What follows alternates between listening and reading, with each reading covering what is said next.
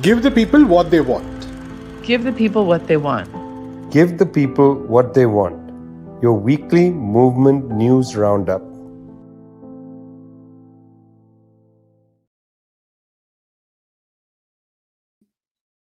Hi, sorry. You're with Give the People What They Want, brought to you by People's Dispatch. That's Zoe Prashad. And I'm Vijay from Globetrotter. Technology always seems to come at me at the worst possible point. But Prashant, at least I'm not the president of France. I have small technological problems. He seems to have a legitimacy crisis ongoing. More and more rioting, violence in France.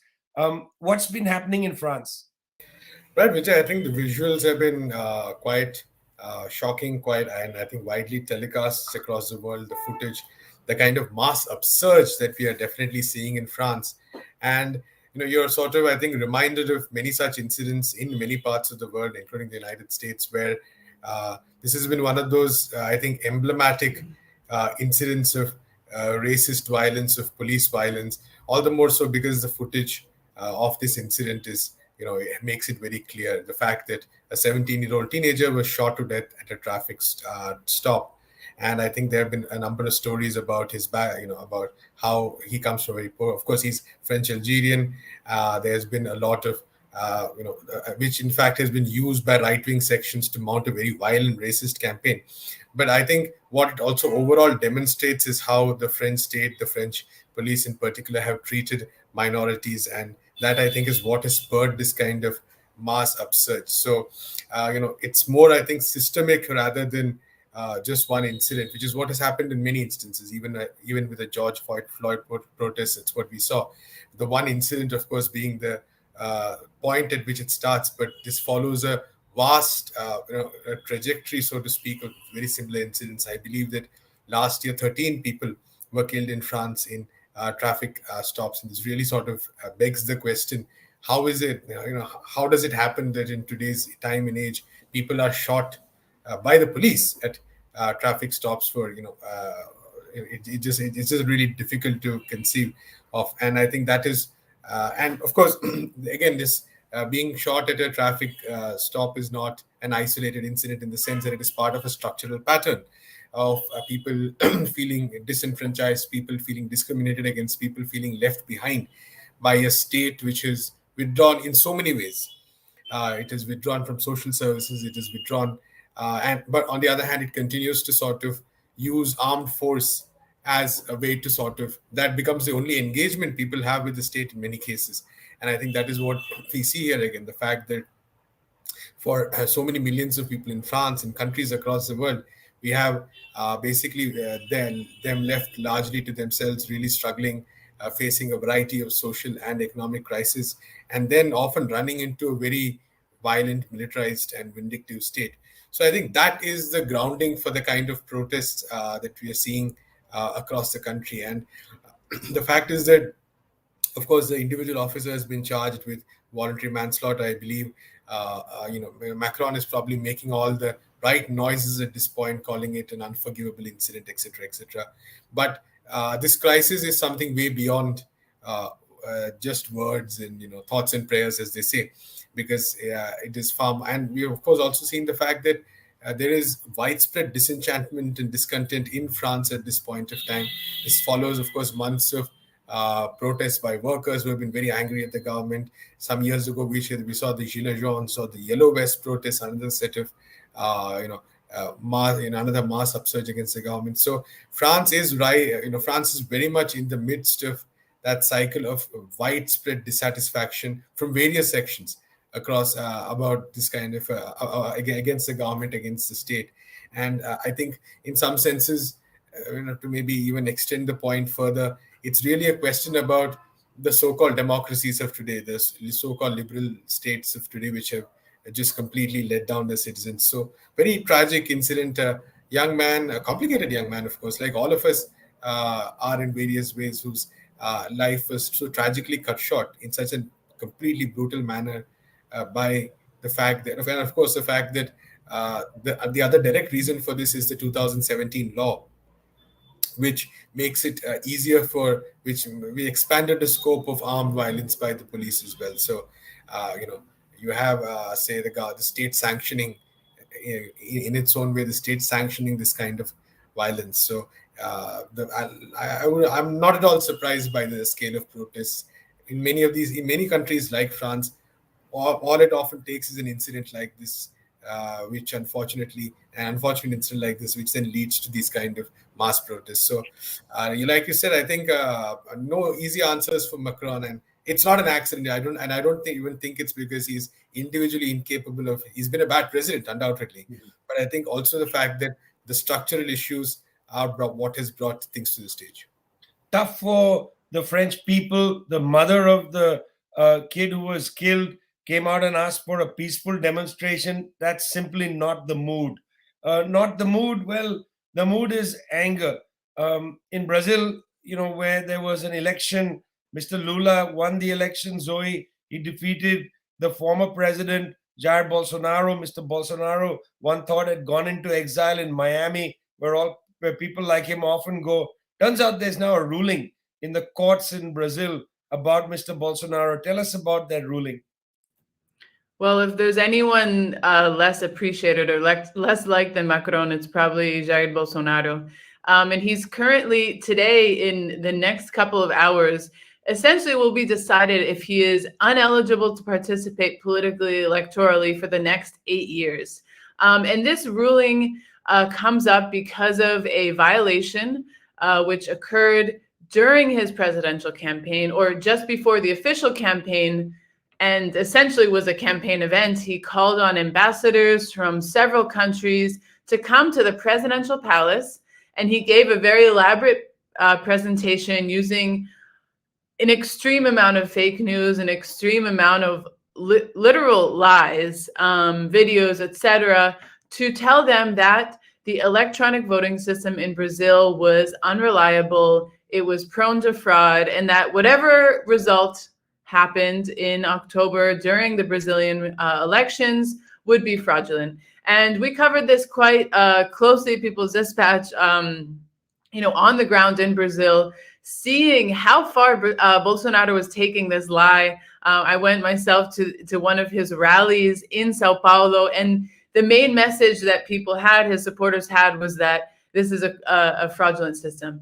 And this was his whole platform, essentially. And so in this meeting, he's being investigated, and he's really, this decision is being taken if he's politically ineligible because he violated electoral laws. And he essentially the accusation is that he used public funds, he used a public channel, a public building, to spread lies and put in jeopardy the electoral process. And so it's interesting because, with the cases of, for example, Donald Trump, Bolsonaro, they're accused of so many things. They've committed so many crimes, but they often overthink these technicalities. I mean, Bolsonaro, so many things, and when he actually held this meeting, it was very widely criticized, and including U.S. members of Congress were very quick to respond to what was a complete violation of not only the electoral laws, but essentially trying to undermine this electoral process by bringing these ambassadors, using what was supposed to be a sort of political diplomatic meeting, and he made it completely about the elections. And so he's actually paying for that right now. And yesterday the vote began. There's already 3 votes against him. In the next hour, as I said, for those of you who are listening later, the decision will already be out once you hear this. But the last vote will come through, and if they vote in favor of his ineligibility, Bolsonaro will not be able to participate in elections for the next 8 years.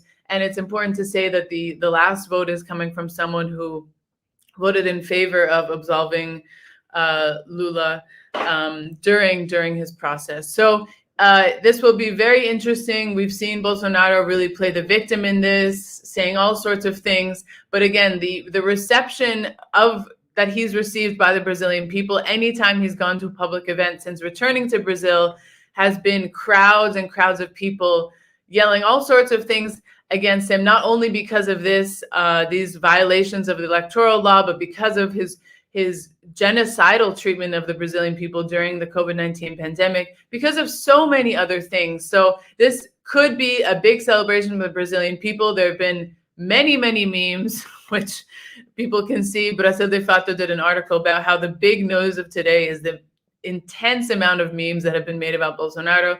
We'll be following it, and you can check People's Dispatch. By the end of the day, we'll probably have an update on what happens with this vote. Very serious situation in Brazil, but now looking north of Brazil to the island of Haiti, it's at a very important inflection point. Last October, Haiti's interim Prime Minister Ariel Henry, it's really hard to talk about how one should refer to the people in government in Haiti, because this is not really a mandated government. Nonetheless, in October, Ariel Henry asked the United Nations, asked the Security Council to take action. He called for a kind of military deployment, you might remember, into the country. The state is essentially vacated itself. Well, interestingly, the UN Human Rights Council nominated a US based or US national, William O'Neill, to be a special rapporteur, effectively, to go to Haiti on behalf of the UN Human Rights Council and do a report. William O'Neill is an interesting man. He's a US lawyer. He's played an important role in the UN mission in Kosovo, was also deployed in the 1990s in Haiti. I'll come back to that in a minute. Mr. O'Neill speaks a little Haitian Creole, which he used during his statement regarding his report. But I'm going to come back to his role in the 1990s in Haiti, because that's an important part of this story. Well, let's quickly rehearse. Why is Haiti in such bad shape today? And it is in very difficult situation. For that, of course, one needs to have a history lesson again. In 1804, the Haitian people overthrew the planter class and established an independent country. Well, to some extent independent. The French, imposed indemnities on the Haitian people. In other words, the Haitian people were asked to pay for their own liberation. There was a large debt placed on Haiti. That debt was eventually purchased by the Chase Manhattan Bank, which then enforced the collection of the debt. In fact, the Haitian people from around the early 1800s right till the mid 1900s were paying off this indemnity, quite a large indemnity. Around the time when the indemnity became relatively small, when the Haitians at great cost had paid off the banks, there was a coup in Haiti, and the Duvalier family came into power, backed fully by the United States. That was Papa Doc and Baby Doc. Incubated during the period of Baby Doc was a popular movement which was able to remove the dictatorship and twice elected a former man of the cloth, in a way, Jean-Bertrand Aristide. Mr. Aristide has the unique distinction of having been couped twice by the United States. I don't believe in modern history we have another elected figure who was twice the victim of a coup. Mr. Aristide, in that sense, quite unique in having been couped twice. The Haitian government, after the second coup against Mr. Aristide, was put together with the United States. In the 1990s, the United States had, in fact, intervened almost directly. And Mr. William O'Neill, who is now the UN's, charge, as it were, on Haiti, was there in the 1990s. And during the 1990s, Mr. O'Neill oversaw the creation of the Haitian police. This is a very important point which is being missed out of much of the discussion around his report, which came out in late June. Well, Mr. O'Neill participated in creating this police force. It was claimed that it was going to be a human rights type of police force. Anything but, in fact. The national police in Haiti has been charged with a great number of violations. Okay, so then when Haiti, even under a limited government, tried to improve its conditions, the United States put a lot of pressure on it not to improve or increase the minimum wage in any way, or improve working conditions in maquiladora type factories across Haiti. I'm giving you this history lesson to show you that Haiti is not some country which has been perennially in a crisis. It has tried to lift itself up. Every time it tries to do that, it has been pushed down again. And here comes Mr. O'Neill, and he says quite correctly, if I could just read from the report, he says quite correctly, I found a country bruised by violence, misery, fear, and suffering. It's a very sincere type report, but then he says that what the country needs is the deployment of a specialized international force. He says this deployment, a specialized international force, must be coordinated in close collaboration with the police in order to allow them to build their capacity over the long term with all the guarantees of human rights due diligence. Human rights due diligence, not from that police force. It is one of the reasons why people have been on the streets protesting over and over again. Surprising the UN didn't disclose that Mr. O'Neill is one of the creators of that police.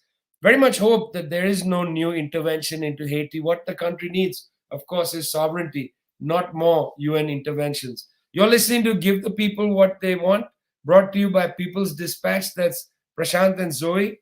I'm Vijay from Globetrotter. Back on the election track, Zoe. Here's Guatemala. What's happening there? Well, interesting weekend last weekend in Guatemala.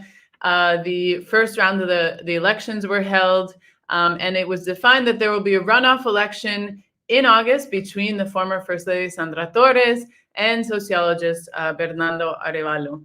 But this is not really the main story of these elections. The main story is the fact that a large part of the voting population in Guatemala did not participate in these elections. And even those who participated, a large number of them cast blank ballots or null ballots. And so that's really the focus of these elections. Who was able to participate and able to contest in these elections was actually not even democratic, because there were several candidates that were essentially excluded from these elections. So in the past several months leading up to this whole process, there has been a lot of, there's been protests, there's been consistent public statements being made by different progressive political parties, but also centrist, right-wing, people who are very upset about how this electoral process is taking place. It's one wherein people have been excluded on very, very minor technicalities, some technicalities which have been made up, documents that they say they have not been submitted but have. And so when the people of Guatemala were coming to these elections, it's in this context of the fact that some of the most popular candidates, for example, Thelma Cabrera, for the Movement of the Liberation of Peoples, who's been extremely popular and has been really rising in this past year with her movement. She was excluded from these elections. Not excluded, for example, was Zuri Rios, who's the daughter of Efraim Rios, who's a former dictator in Guatemala, which really, he was responsible for the genocide of the Mayan indigenous people in Guatemala. This is kind of the scenario with which people are dealing. This is also coming on after two very, very corrupt presidents who most recently, who's finishing his mandate now, Alejandro Giammattei, before him, Jimmy Morales, who dismantled the UN investigation and committee into corruption in the country. This was maintained by the president right now. So this is a situation of, as Prasanth spoke about before, where the liberal state, this liberal democracy, no longer means anything. You can't talk about democracy in Guatemala in a country where candidates that have gone through all of the steps to be on the ballot, that have gotten the signatures, that have filed their documents, are then excluded from the process. And so, and also a situation where those who have committed extreme acts of corruption, Guatemala has some of the highest indexes, or ranks the highest, and not a good way, in terms of corruption committed in the country, and they have dismantled the possibility for an outside investigation, protected those who have committed these acts of corruption. And so this doesn't necessarily, generate trust and confidence in this electoral process. That being said, in August, Sandra Torres, Arevalo are going to face off in these elections. To be honest, not much different between the two not much difference between the two candidates. Centrists probably going to maintain the same system of exclusion of rights, denial of rights. Maybe so Arevalo is an anti-corruption activist. How will this actually play out in the concrete? Will he reactivate the UN Commission against corruption? Will he take other measures? This remains to be seen. But at the end of the day, these aren't candidates that the people wanted. And the major message from these elections is that the people do not have faith in this electoral process, and they did not feel represented in this process. Well, Guatemala had a tough history as well. A lot of killings in the 1980s, the so-called dirty wars. It's going to be a real journey for that country to establish, something that benefits the people. It's a terrible history of that country. Prashant, tough history for Mali as well. Referendum on whether to return to elections. Very good story at People's Dispatch by Pavan Kulkarni. Tell me, what's happened with the referendum in Mali? And also, right now, breaking news, I believe, because today was the day when the UN Security Council voted on the continuation of the peacekeeping force there.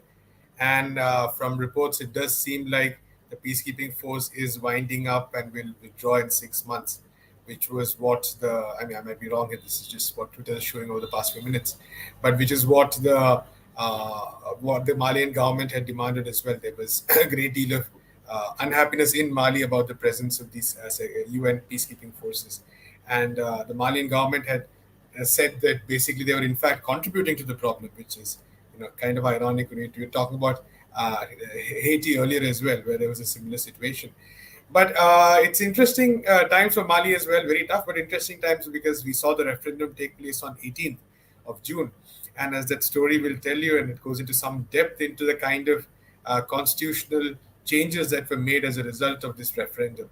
Now, I think one of the significant aspects is that it changes the state structure a bit. It brings a Senate.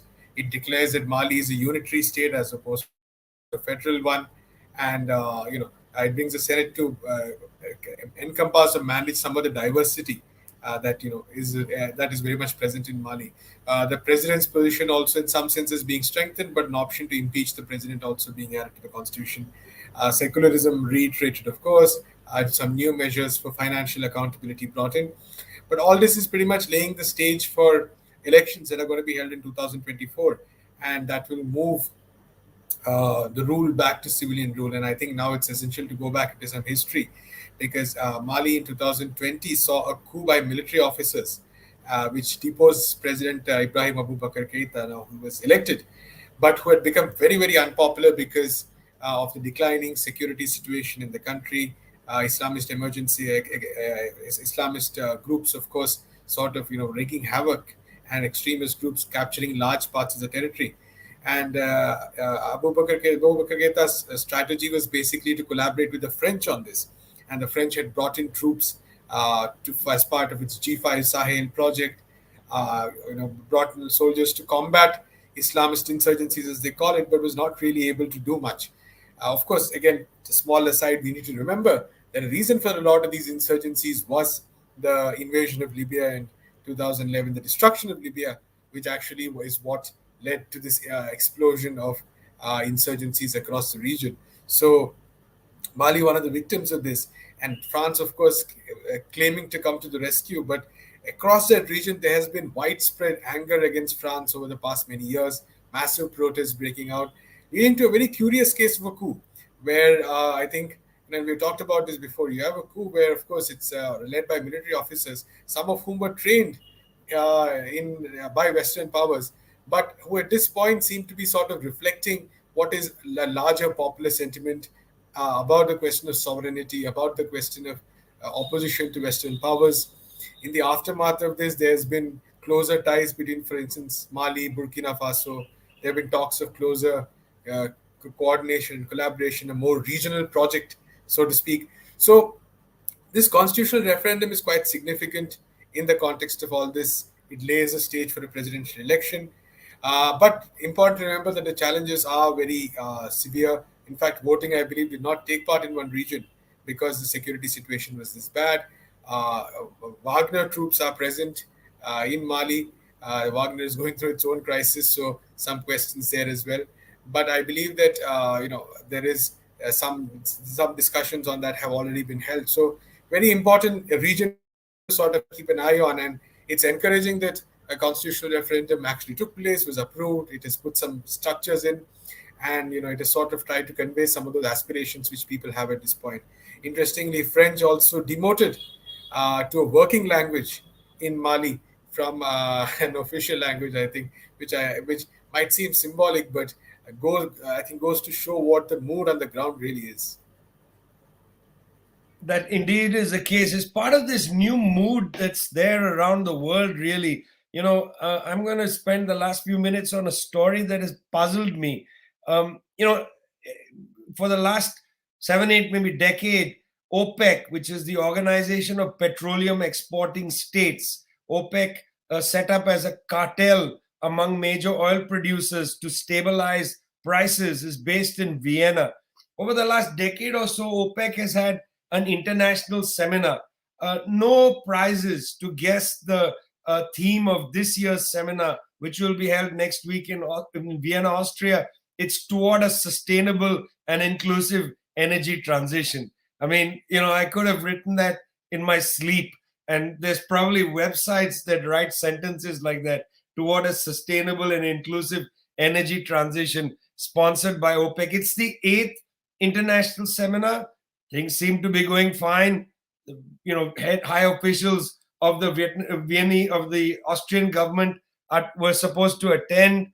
People coming from the world of oil, private sort of consultancy firms were going to be there. The big oil companies, major oil ministers from Central Asia all the way to West Africa, and so on. Well, one of the principal speakers at the meeting was going to be the Saudi oil minister. Now, it's likely that Prince Abdulaziz has a reputation. He's called the prickly prince, by the way, has a reputation against being criticized. He's the half-brother of the Crown Prince Mohammed bin Salman. So Prince Abdulaziz was the energy minister. He was going to be addressing the conference. He is going to be addressing the conference. And he has come under some reporting by Reuters and Bloomberg and others who have, in a sense, gone after him, because he promised to stabilize oil prices.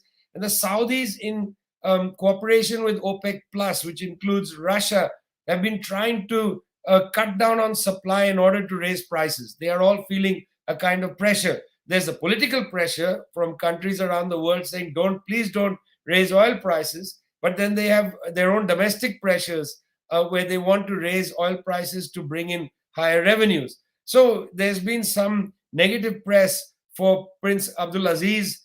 And, in a move that I thought was pretty surprising, the OPEC administration, led by Mr. Al-Gaith, has decided, hey, listen, we're not going to allow Reuters, we're not going to allow Bloomberg, we're not going to allow them to come, to the conference. Well, this is not new. In October of 2022, at a press conference, Prince Abdulaziz was asked a question by a Reuters journalist, and he refused to answer the question. Well, later he said Reuters did not do a proper job. He just sort of dismissed the Reuters correspondent. Now they decided they're not going to come. Well, this has had what you would imagine the classical knock-on effects. The Austrians, have said, no, sorry, we're not coming now, because if there's no freedom of press, then we're not going to show up. Well, that's an interesting commentary in Austria, where they have their own history with the press, and I don't need to rehearse that history.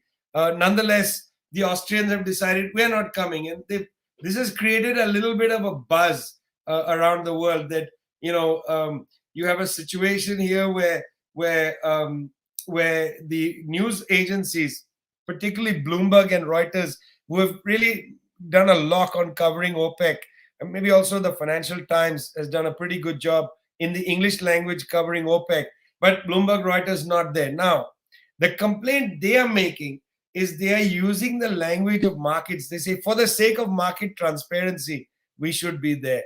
Interesting commentary. No Reuters, no Bloomberg at the OPEC meeting. No People's Dispatch as well this year, but perhaps next time People's Dispatch and Globetrotter will be in Vienna. You've been listening to Give the People What They Want, brought to you from People's Dispatch. That's Zoe, Prashant. Next year on our way to Austria, I'm Vijay from Globetrotter. See you next week.